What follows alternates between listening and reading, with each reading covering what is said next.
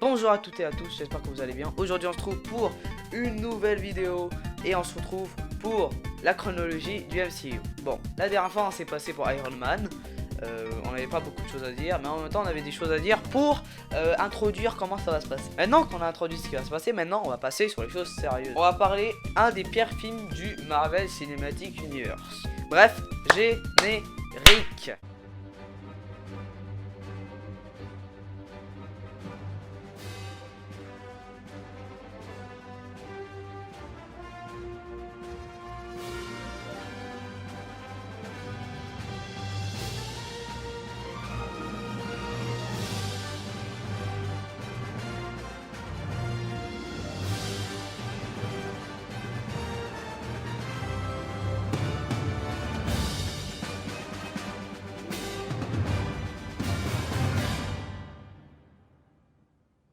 L'incroyable Hulk, réalisé par Louis Leterrier, sorti le 13 juin 2008, qui est une sorte de reboot du film Hulk sorti il y a plus longtemps que ça, 2003, réalisé par Ang Lee, si vous l'avez déjà vu. C'est lui qui vient de ce jeu là, et c'est un jeu GameCube. Moi j'adore les jeux GameCube, ils sont vraiment bons, surtout celui-là. Bref, ce Hulk là, si vous connaissez, attends, je sais pas si on voit bien. Donc voilà, ce jeu là, ce film là, Hulk, qui est une sorte de suite reboot, parce qu'on n'est pas sûr si c'est vraiment fait partie du MCU. On a quelques pistes, je vais vous parler ça plus tard quand on va s'imposer plus dans la chronologie. Qu'est-ce que ça raconte ce film là? L'incroyable Hulk présente Bruce Banner, qui se trouve dans les favelas au Brésil. Il tente de percer le mystère du mal qu'il inflige. À chaque fois, je lis Wikipédia, c'est normal que...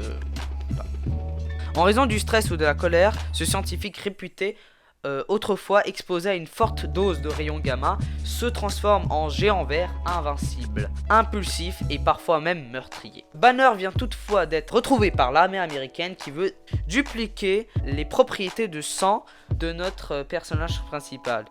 Et ça ressemble beaucoup au synopsis de celui-là, mais pas totalement.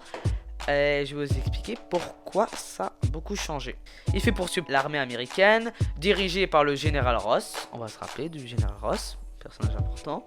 Et aussi par une équipe spécialisée contre les gars de ce type-là. Blonsky, voilà. Blonsky cherche le fameux Hulk. Et finalement, ils ont réussi à avoir le sang fameux Bruce Banner et ils l'ont injecté sur Boski, qui a pas trop bien marché et ça a donné l'abomination, le monstre et l'ennemi de Hulk. Mais après il y a plein de fights, ils sont en train de se fight, Hulk gagne et il finit par se cacher, je m'appelle plus où. En gros c'est ça, en gros c'est Hulk, il se fait poursuivre par l'américaine, il se défend, tout ça, voilà. C'est un film Hulk, voilà, vous comprenez. Mais, il y a un mais, toujours un mais. Je suis sûr que certains, quand ils regardent cette vidéo, et comme le synopsis, il a l'air nul à chier, c'est juste Hulk qui court contre la mer américaine, après il se bat. Certes, le film devait être plus que ça, même beaucoup plus que ça, beaucoup plus intéressant. Au niveau de la psychologie de notre personnage principal qui est Bruce Banner. Malheureusement, Marvel, à cette époque-là, n'avait pas les droits à utiliser Hulk. Il devait l'emprunter, comme ce qu'il a fait pour Spider-Man, il devait l'emprunter à Universal. Ces petits coquins, ici, voilà, eux, ces méchants garçons, méchants. Ils ont dit, très bien, vous voulez faire un film Hulk? Très bien. Et par contre, déjà, on veut la thune, déjà, un peu. On veut un peu la thune de ce film. Et en plus, si le résultat final ne nous plaît pas, on peut tout changer. Et voilà ce qui s'est passé. Ils ont tout changé. Le film est trop long. Hop, on coupe 20 minutes. Il y a une scène où Bruce Banner veut se suicider parce qu'il en a marre d'être Hulk. Hop, on court, c'est trop... Oh, il manque des scènes d'action. Et hop, on va ajouter des scènes d'action parce que c'est Hulk, hein. Il y a trop de scènes avec Bruce Banner, tout ça. Nous, on veut du Hulk, l'homme vert, tout ça. Hop, on ajoute. On enlève toutes les scènes où il n'y a pas Bruce Banner parce que même si ça n'a pas de sens, c'est pas grave, hein, nous on veut du Hulk. Bref, c'est ce qui s'est passé avec ce film là. C'est pour ça que l'acteur ne voudrait plus jouer dans un film Marvel et encore moins dans la peau de Hulk. C'est pour ça qu'il y a eu le fameux Redcon. Ça s'est passé comme ça, mais c'est juste, on va dire que c'est Mark Ruffalo, le nouvel acteur de Hulk. On va dire Mark Ruffalo et non Edward Norton. En gros, c'est ça. Premier Redcon. Bref, moi pour régler ce Redcon, moi j'ai une très simple idée, c'est juste que ça se passe avant Iron Man 1. Pourquoi avant Iron Man 1? Parce que si on suit la logique que ce film là est dans le MCU, ça règle tous nos problèmes. Donc Hulk 2003, réalisé par Ang Lee, si vous l'avez vu, c'est mon film Hulk préféré. Je l'adore, j'adore le style qu'il a apporté dans un film de super-héros. Parce qu'à l'époque on n'avait pas beaucoup de films super-héros et on savait pas comment, à part DC, surtout les films Marvel, on savait pas comment adapter le truc. Après il y a eu les Spider-Man, les X-Men, tout. Le synopsis c'est assez long du film, il est assez riche comparé à l'incroyable Hulk. En gros c'est presque pareil, mais un peu plus développé et un peu plus différent et original. Original. Hulk, ce Hulk là est très original. On voit beaucoup moins Hulk que d'habitude comparé aux autres.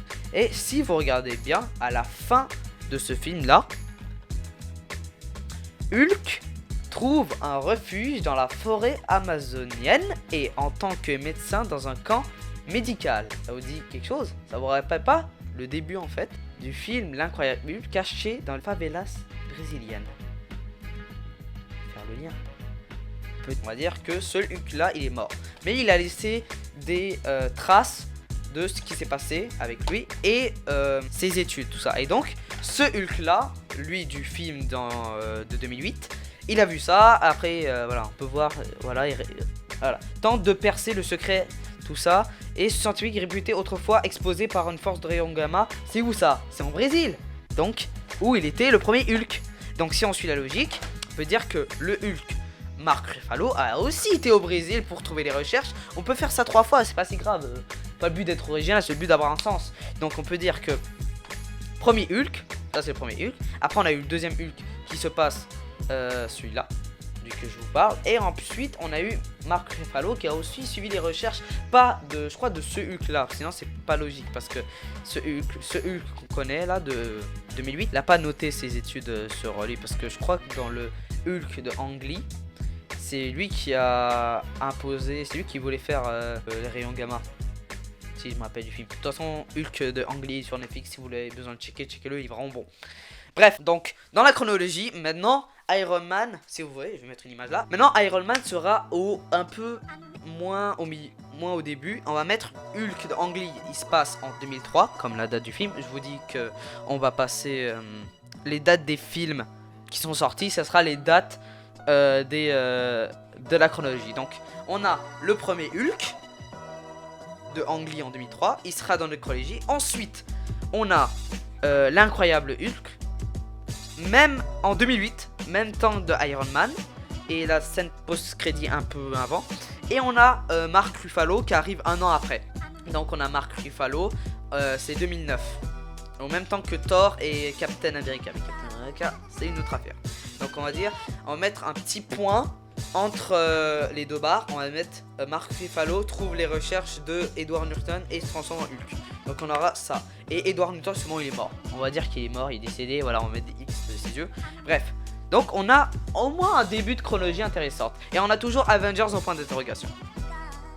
Donc on a Hulk, Iron Man et ensuite en même temps l'incroyable Hulk. Et on a un trait où Mark Ruffalo trouve les recherches d'Eric Bana.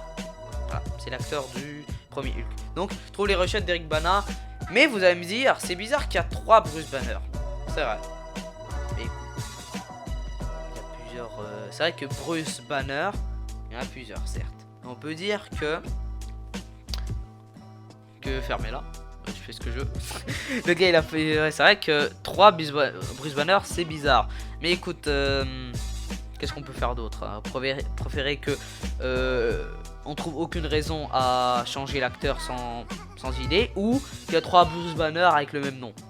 Ma caméra s'est éteinte, c'est génial, j'ai envie de mourir. Bref, je me rappelle plus où on était rendu. Bref, je vais juste mettre une voix off, tout simplement.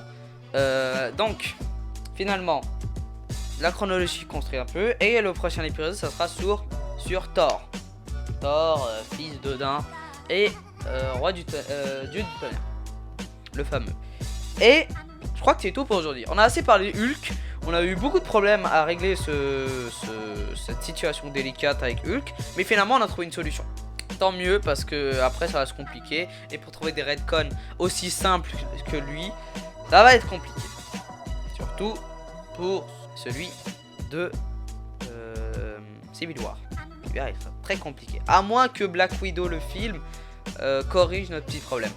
Et en parlant de Black Widow, il y a le trailer qui est sorti. Je vais vous donner une petite avis. Si vous êtes là, on a à la fin un petit cadeau. Le trailer est plutôt sympa. Le trailer est plutôt cool. Et on n'a pas beaucoup vu. Mais c'est un teaser. C'est pas un teaser trailer, si vous préférez. Et surtout, le problème, c'est que moi j'aime bien Taskmaster. C'est un de mes méchants préférés. Il a un pouvoir trop cool. Et on le voit pas. On le voit dans 2 plans et c'est tout. Et l'équipe qui construit Natasha avec Gardien Rouge et sa sœur et d'autres personnages que je connais pas. Ça a l'air intéressant, mais ça va pas être un Avengers Endgame quand même. Abusez pas. Bah c'est pas la même ambition qu'un Avengers Endgame. Mais en tout cas ça a l'air bien intéressant. Et bien sûr je vais vous faire une critique quand ça sera sorti. Bref, c'est tout pour aujourd'hui. J'espère que cette chronologie vous plaît en ce moment et que vous avez aimé la vidéo, vous la trouvez divertissante. Tant mieux. Si vous l'avez aimé, likez, bien sûr. Je dis pas souvent liker des vidéos. C'est vrai que...